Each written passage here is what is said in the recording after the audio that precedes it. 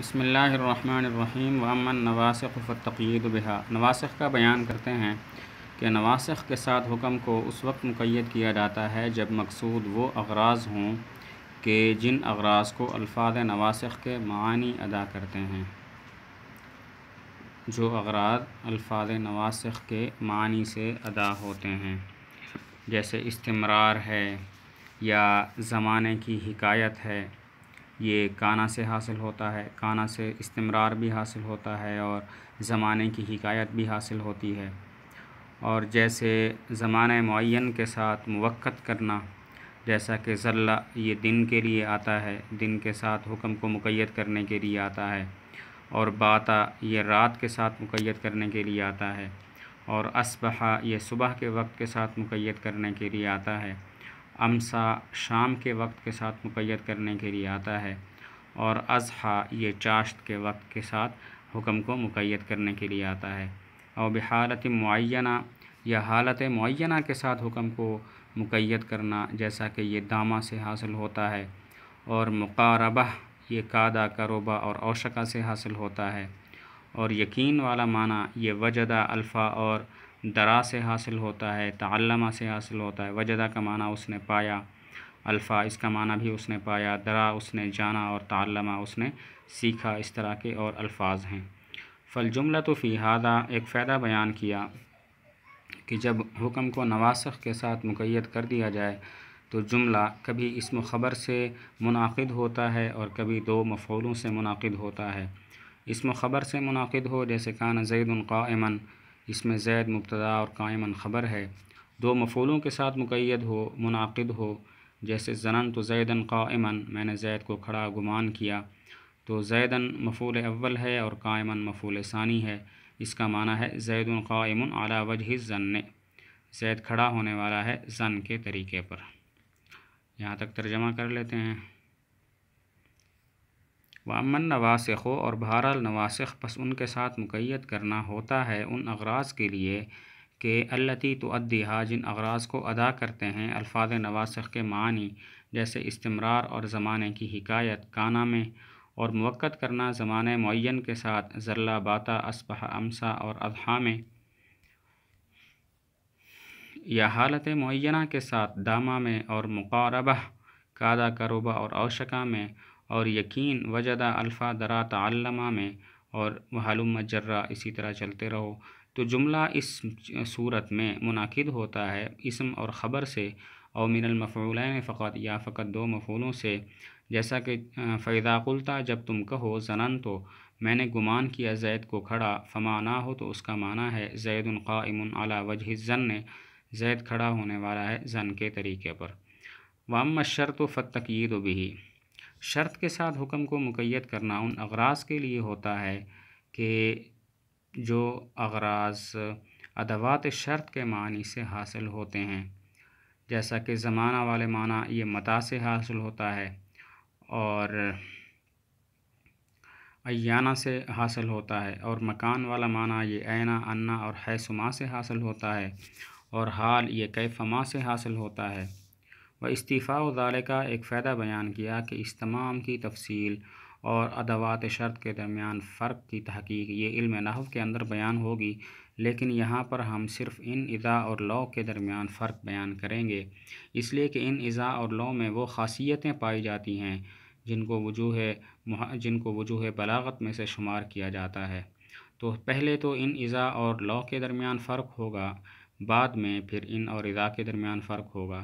ان اذا اور لو کے درمیان فرق یہ ہے کہ ان اذا یہ استقبال میں شرط کے لیے آتے ہیں، اور لو ماضی میں شرط کے لیے آتا ہے۔ لفظ میں اصل یہ ہے کہ وہ معنی کے تابع ہو، لہذا ان اور اذا کے ساتھ تو فعل مضارع کو ذکر کریں گے اور لو کے ساتھ فعل ماضی کو ذکر کریں گے۔ ان تمام کی مثال ان یستغیثوا یغاثوا بماء کالمہل، اگر وہ فریاد کریں گے تو ان کی فریاد رسی کی جائے گی ایسے پانی کے ساتھ جو مثل پیپ کے ہوگا۔ تو یہاں پر ان یستغیثوا فعل مضارع کے ساتھ ہے۔ اور اذا ترد الی قلیل تقنعوا جب تم تھوڑے کی طرف لوٹا دیے جاؤ گے تو تم قناعت کر لو گے۔ یہاں پر تردو جو فعل مضارع ہے اس کو اذا کے ساتھ ذکر کیا، اور لو شاء لہداکم اجمعین، اگر اللہ تعالیٰ چاہتے تو تم تمام کو ہدایت دے دیتے۔ یہاں پر جو لو ہے اس کے ساتھ شاء فعل ماضی کو ذکر کیا۔ اور ان اور اذا کے درمیان اب فرق یہ ہے کہ اصل یہ ہے کہ جب شرط کے واقع ہونے کا یقین نہ ہو تو ان کو ذکر کرتے ہیں، اور جب شرط کے واقع ہونے کا یقین ہو تو اذا کو ذکر کرتے ہیں۔ یہی وجہ ہے کہ اذا کے ساتھ عام طور پر ماضی کو ذکر کیا جاتا ہے، گویا شرط بالفعل واقع ہے، اور ان کے ساتھ مضارع کو ذکر کیا جاتا ہے، ماضی کو ذکر نہیں کیا جاتا۔ ان کی مثال ان ابرأ من مرضی اتصدق بألف دینار، اگر میں اپنی بیماری سے شفا یاب ہوا تو میں 1000 دینار صدقہ کروں گا۔ یہاں پر یہ بات اس وقت بولتے ہیں جب کہ تندرست ہونے میں شک ہو، اسی وجہ سے ان کو ذکر کیا جو شک کے لیے آتا ہے۔ اور جب کہیں اذا برئت من مرضی تصدقت، اگر جب میں بیماری سے شفا یاب ہو جاؤں گا تو میں صدقہ کروں گا، تو ایسا اس وقت بولتے ہیں جب کہ بیماری سے شفا یاب ہونے کا یقین ہو، اور اذا بھی یقین کے لیے آتا ہے۔ وعلی ھذا فالاحوال النادرہ، ماقبل پر تفریح ہے کہ چونکہ ان شک کی جگہ میں استعمال ہوتا ہے اور اذا یقین کی جگہ میں استعمال ہوتا ہے، اسی وجہ سے جو احوال نادرہ ہیں، کبھی کبھی واقع ہونے والے احوال ہیں، ان کو ان کے ساتھ ذکر کرتے ہیں، اور احوال کثیرہ جو کثرت سے وارد ہوتے ہیں ان کو اذا کے ساتھ ذکر کرتے ہیں۔ اس کی مثال اللہ تعالیٰ کا یہ قول ہے فَإِذَا جَاءَتْهُمُ الْحَسَنَةُ قَالُوا لَنَا هَٰذِهِ وَإِن تُصِبْهُمْ سَيِّئَةٌ يَطَّيَّرُوا بِمُوسَىٰ وَمَن مَّعَهُ، جب ان کے پاس اچھائی آتی ہے تو کہتے ہیں یہ ہمارے لیے ہے، اور جب ان کو کوئی برائی پہنچتی ہے تو وہ بدفعلی لیتے ہیں موسیٰ علیہ السلام اور ان کے ساتھیوں کے ساتھ۔ تو یہاں اذا کے ساتھ اذا جو ہے وہ الحسنہ کے ساتھ مذکور ہے، اور ان السیئہ کے ساتھ مذکور ہے، ان تصبہم سیئۃ۔ تو اس کی وجہ یہی ہے کہ حسنہ کا واقع ہونا، اچھائی کا واقع ہونا یقینی ہے، کیونکہ مراد مطلق حسنہ ہے جو بہت ساری نعمتوں کی انواع کو شامل ہے، جیسا کہ الف لام جنسی سے بھی یہ بات معلوم ہو رہی ہے، الحسنہ کی الف لام جنسی سے یہ بات معلوم ہو رہی ہے۔ چونکہ حسنہ کا واقع ہونا یقینی تھا تو اذا کو ذکر کیا جو یقین کے لیے آتا ہے، اور اس کو ماضی کے ساتھ تعبیر کر دیا۔ اور سیئہ کا واقع ہونا نادر ہے، کیونکہ مخصوص قسم کی سیئہ مراد ہے، جیسا کہ نکرہ ہونے سے معلوم ہو رہا ہے، اور مراد اس سے قحط ہے کہ جب ان کو قحط پہنچتا ہے۔ تو یہ چونکہ کبھی کبھی ہوتا ہے اور کثرت سے نہیں ہوتا، اسی وجہ سے ان کے ساتھ اس کو ذکر کیا اور اس کو مضارع کے ساتھ تعبیر کر دیا۔ ففی الآیت من وصفہم، ایک فائدہ بیان کیا کہ اس آیت سے 2 چیزیں معلوم ہوئی۔ نمبر 1، وہ نعمتوں کا انکار کرتے تھے، نمبر 2، وہ موسیٰ علیہ السلام پر بہت زیادہ ظلم کرتے تھے۔ اس کا ترجمہ دیکھ لیتے ہیں۔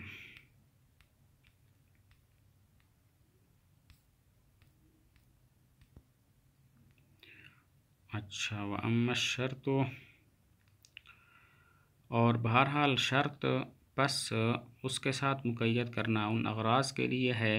کہ جن کو ادا کرتے ہیں ادوات شرط کے معنی، جیسا کہ زمان متیٰ میں اور ایانہ میں،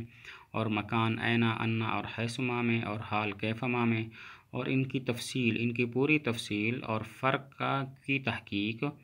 ادوات کے درمیان یذکر ذکر کی جائے گی علم نحو میں، یا ذکر کی جاتی ہے علم نحو میں، اور نہیں ہے سوائے اس کے کہ یہاں پر فرق کیا جائے گا ان اذا اور لو کے درمیان لاختصاصھا بمزایا، بوجہ ان کے مختص ہونے ایسے خصوصیات کے ساتھ، تعد جو شمار کی جاتی ہیں من وجوہ البلاغت، وجوہ بلاغت میں سے۔ تو ان اور اذا یہ استقبال میں شرط کے لیے ہیں، اور لو ماضی میں شرط کے لیے ہے، اور لفظ میں اصل یہ ہے کہ وہ تابع ہو معنی کے، پس فعل مضارع ہوگا ان کے ساتھ، پس وہ فعل مضارع ہوگا ان اور اذا کے ساتھ، اور ماضی ہوگا لو کے ساتھ، جیسے وَإِن يَسْتَغِيثُوا، اگر وہ فریاد کریں گے، یغاثوا، ان کی فریاد رسی کی جائے گی ایسے پانی کے ساتھ جو مثل پیپ کے ہوگا، وَإِذَا تُرَدُّوا، اور جب تم لوٹائے جاؤ گے تھوڑے کی طرف، تقنعوا، تو تم قناعت کر لو گے، وَلَوْ شَاءَ، اگر اللہ تعالیٰ چاہتے تو تم تمام کو ہدایت دے دیتے۔ اور ان اور اذا کے درمیان فرق یہ ہے کہ اصل عدم الجزم بوقوع الشرط، شرط کے واقع ہونے کا یقین نہ ہونا ہے ان کے ساتھ، والجزم بوقوعہ، اور اس کے واقع ہونے کا یقین ہے مع اذا کے ساتھ، ولہذا، اور اسی وجہ سے غالب ہے ماضی کا استعمال اذا کے ساتھ، پس گویا شرط بالفعل واقع ہے، بخلاف ان کے پس جب تم کہو ان ابرأ اگر میں شفا یاب ہو جاؤں من مرضی اپنے مرض سے تو میں صدقہ کروں گا 1000 دینار کا، تو تم شک کرنے والے ہوگے فی البرء تندرست ہونے میں۔ اور جب تم کہو اذا برئت جب میں شفا یاب ہو جاؤں من مرضی اپنے مرض سے تصدقت تو میں صدقہ کروں گا، تو تم یقین کرنے والے ہوگے اس کا، او کل جزم یا مثل یقین کرنے والے کے ہوگے۔ وعلی ھذا اور اسی بنا پس احوال نادرہ تذکر و ذکر کیے جاتے ہیں ان کی جگہ میں، اور احوال کثیرہ ذکر کیا جاتے ہیں اذا کی جگہ میں۔ ومن ذالک اور اسی سے اللہ تعالیٰ کا قول ہے فإذا جاءتهم الحسنہ جب ان کو پہنچتی ہے کوئی اچھائی تو کہتے ہیں لنا ہذہ یہ ہمارے لیے ہے، وإن تصبهم اور اگر انہیں پہنچتی ہے سیئۃ کوئی برائی یطیروا بدفعلی لیتے ہیں بموسیٰ ومن معہ موسیٰ علیہ السلام اور ان کے ساتھیوں کے ساتھ۔ فلکون مجیء الحسنۃ پس بوجہ اچھائی کے یقینی ہونے کے،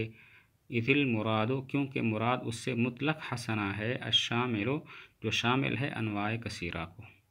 کما یفہم جیسا کہ یہ بات سمجھی جا رہی ہے الف لام جنسی کی تعریف سے۔ تو اس کو ذکر کیا گیا اذا کے ساتھ، وعبرا اور اس کو تعبیر کیا گیا ماضی کے ساتھ، اور بوجہ سیئہ کے نادر ہونے کے، اذ المراد کیونکہ مراد اس سے مخصوص قسم ہے، کما یفہم جیسا کہ سمجھی جاتی ہے نکرہ ہونے سے، وہو الجدب اور وہ قحط ہے۔ ذکر کیا گیا ان کے ساتھ اور اس کو تعبیر کیا گیا مضارع کے ساتھ۔ ففی الآیت پس آیت میں من وصفہم بانکار النعم ان کو موصوف کرنا ہے نعمتوں کے انکار کے ساتھ، وشدت التحامل اور شدید ظلم کرنا ہے موسیٰ علیہ السلام پر، ما لا یخفی جو کہ مخفی نہیں ہے۔